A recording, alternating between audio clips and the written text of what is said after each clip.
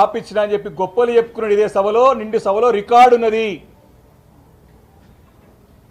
ఇంకొక అంశం వచ్చి ఈ యొక్క రాయలసీమ లిఫ్టిగరేషన్ నుంచి ఇచ్చినటువంటి స్టేట్మెంట్ ఏదైతే ఉన్నదో నేనే ఆంధ్రప్రదేశ్తో మాట్లాడిపించింది దాన్ని ఇచ్చినటువంటి యొక్క స్టేట్మెంట్ని ఆంధ్రప్రదేశ్ ప్రభుత్వం తీవ్రంగా ఖండించింది.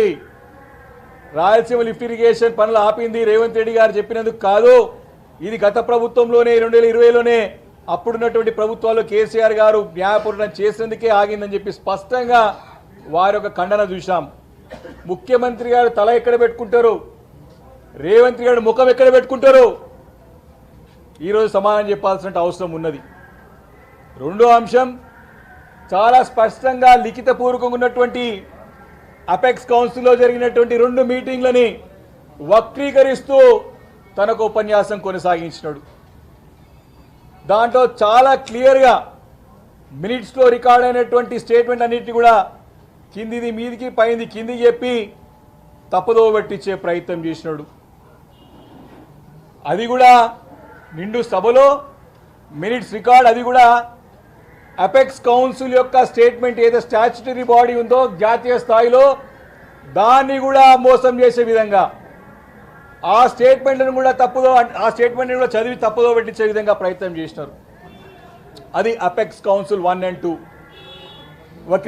వక్రీకరణ రెండో అంశం. మూడో అంశం నదీ జలాల యొక్క తాత్కాలికంగా సర్దుబాటు, ఏదైతే కృష్ణా జలాలు రేషియో అవుతున్నదో ఆ రేషియోని ఏదైతే అప్పుడు ఆ సంవత్సరం మటుకి తాత్కాలికంగా సర్దుబాటు చేసేటువంటి ఒప్పందం ఏముందో అది పర్మనెంట్ అయినట్టు శాశ్వత ఒప్పందం అయినట్టు సభను నమ్మించే ప్రయత్నం చేసి మరొకసారి మోసం చేసినట్టు రేవంత్ రెడ్డి గారు. అంటే పచ్చి అబద్ధాలు ఆన్ రికార్డ్ ఉన్నటువంటి స్టాచ్యుటరీ బాడీస్ ఏవైతే జాతీయ స్థాయిలో కాన్స్టిట్యూషనల్ బాడీస్ ఏవైతే ఉన్నాయో వాటిని కూడా తప్పుదో పట్టించే విధంగా వాటి స్టేట్మెంట్స్ కూడా వక్రీకరించి చెప్పినాడంటే ఈ ముఖ్యమంత్రి రేవంత్ రెడ్డి మామూలు నాయకుడు కాదు, పచ్చి మోసగాడని చెప్పి మరొకసారి రుజువైనది. కాబట్టి ఈరోజు బీఆర్ఎస్ పార్టీ తరఫున ఈరోజు మేమందరం కూడా పార్టీ నిర్ణయం తీసుకున్నాం. రేవంత్ రెడ్డి గారిని సభని మరి సభా హక్కులని వాటం కలిగించే విధంగా వారి యొక్క వ్యాఖ్యలు ఉన్నాయి.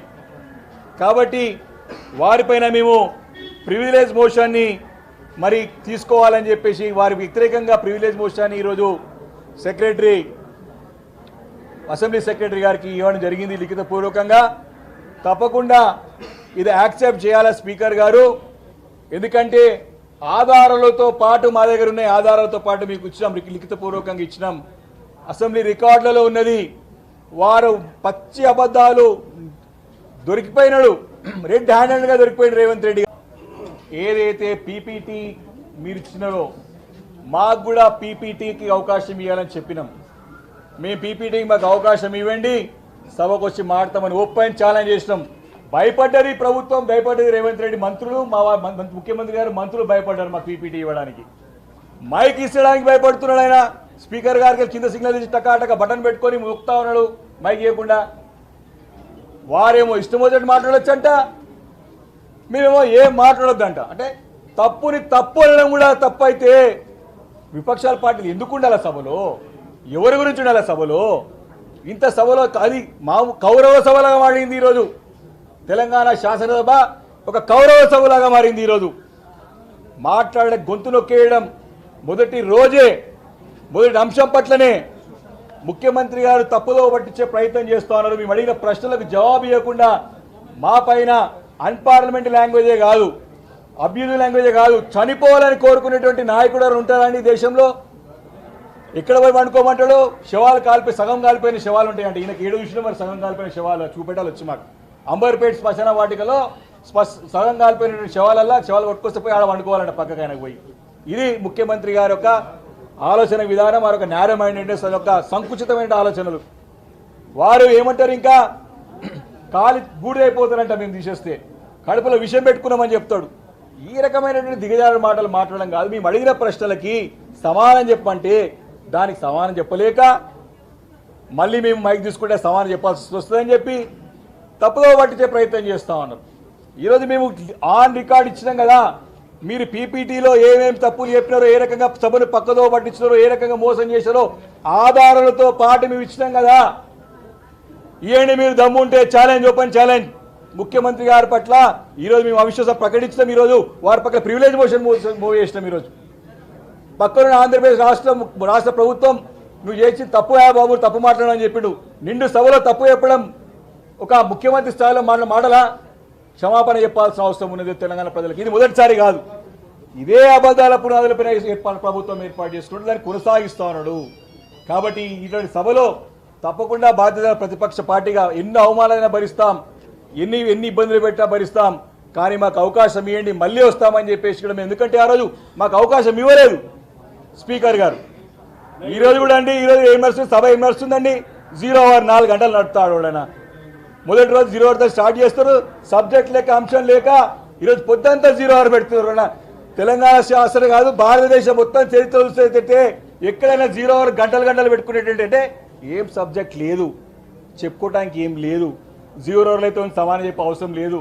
0 hour అయితే ఏదో ఎమ్మెల్యేని సాటిస్ఫై చేయొచ్చు, 0 hour అయితే టైంపాస్ చేయొచ్చు. స్పష్టంగా అర్థమవుతుంది మీ చేతగానే ప్రభుత్వం మీద సమానాలు లేవు, మీద సబ్జెక్ట్ లేదు, అంశం లేదు, చెప్పుకోవడానికి ఏమీ లేదు. కేవలం బీఆర్ఎస్ పార్టీ వస్తే బురద తల్లాలి, తిట్టాలి, రాకుండా చేయాలి, అడ్డు తగలాలి. ఇదే ప్రయత్నం తప్ప ఇంకా ప్రయత్నం ప్రభుత్వం దగ్గర లేదు. కాబట్టే ఈరోజు మీ ప్రివిలేజ్ మోషన్ ముఖ్యమంత్రి గారు ప్రకటించినాం. దమ్ముంటే పెట్టండి, సభలో పెట్టండి, మేము వస్తాం, చర్చిస్తాం. మీరు ఏ రకంగానైతే పవర్ పాయింట్ ప్రదర్శనలు అంటే ప్రతి అబద్ధాన్ని కూడా ఆల్రెడీ ఇప్పటికే రికార్డ్ చేసి పెట్టినాం. తప్పకుండా ఈ అంశాలన్నిటిపైన, ఎందుకంటే తెలంగాణ రాష్ట్ర ఒక హక్కులని కాలరాసే విధంగా ప్రభుత్వం వ్యవహరిస్తూ ఉన్నది, నీటి వాడాలను కోల్పోయే విధంగా వ్యవహరిస్తూ ఉన్నది. కాబట్టి ఇవన్నీ కూడా నిలుస్తాం. తప్పకుండా చర్చకి ఈ యొక్క అవిశ్వాసం పైన ఏదైతే ప్రివిలేజ్ మోషన్ పైన ఏదైతే మేము ఇచ్చినామో ముఖ్యమంత్రి గారి పట్ల తప్పకుండా దాన్ని యాక్సెప్ట్ చేసి చర్చకు విలువాలని చెప్పేసి కూడా ఈ సందర్భంగా మనం చేస్తా ఉన్నాం. దానికి సంబంధించి మా పార్టీ మహిళా నాయకురాలు చాలా స్పష్టంగా మంచిగా చాలా క్లారిటీగా వాళ్ళు అక్కడ ప్రెస్లో చెప్పినారు, చాలా క్లియర్గా వివరించినారు.